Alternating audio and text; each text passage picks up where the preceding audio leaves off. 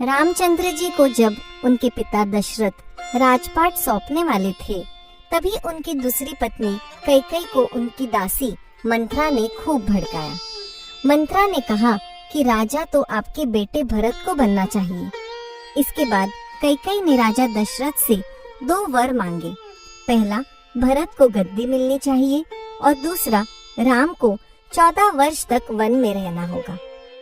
राजा दशरथ को अपनी पत्नी को दिए वचन के अनुसार उनकी मांग पूरी करनी पड़ी।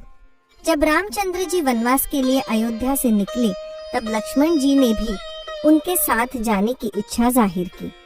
लक्ष्मण के वन जाने की बात सुनकर उनकी पत्नी उर्मिला भी साथ जाने की जिद करने लगी थी।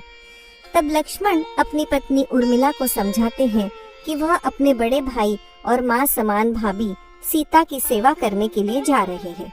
अगर तुम वनवास में साथ चलोगी तो मैं ठीक तरह से सेवा नहीं कर पाऊंगा। लक्ष्मण के सेवा भाव को देखकर उर्मिला साथ जाने की जिद छोड़ देती है और महल में ही रुक जाती है। वन में पहुंचकर लक्ष्मण भगवान राम और सीता के लिए एक कुटिया बनाते हैं। जब राम और सीता कुटिया में विश्राम करते थे, तब लक्ष्मण बाहर पहरेदारी करते थे। वनवास के पहले दिन जब लक्ष्मण पहरेदारी कर रहे थे, तब उनके सामने निद्रा देवी प्रकट हुई। लक्ष्मण ने निद्रा देवी से वरदान मांगा कि वह 14 साल तक निद्रा मुक्त रहना चाहता है। निद्रा देवी ने कहा कि ऐसा हो सकता है, लेकिन फिर तुम्हारे हिस्से की नींद किसी और को लेनी होगी। तब लक्ष्मण कहते हैं कि उनके हिस्से की नींद उनकी पत्नी को दे दे, और निद्रा देवी ने तथास्तु कह दिया। इस कारण लक्ष्मण 14 साल तक नहीं सोए और उनकी पत्नी उर्मिला लगातार 14 वर्ष तक सोती रही। 14 वर्ष बाद जब भगवान राम और माता सीता के साथ जब लक्ष्मण अयोध्या वापस आए, तब नींद की अवस्था में रामचंद्र जी के राज तिलक समारोह में उर्मिला भी उपस्थित थी।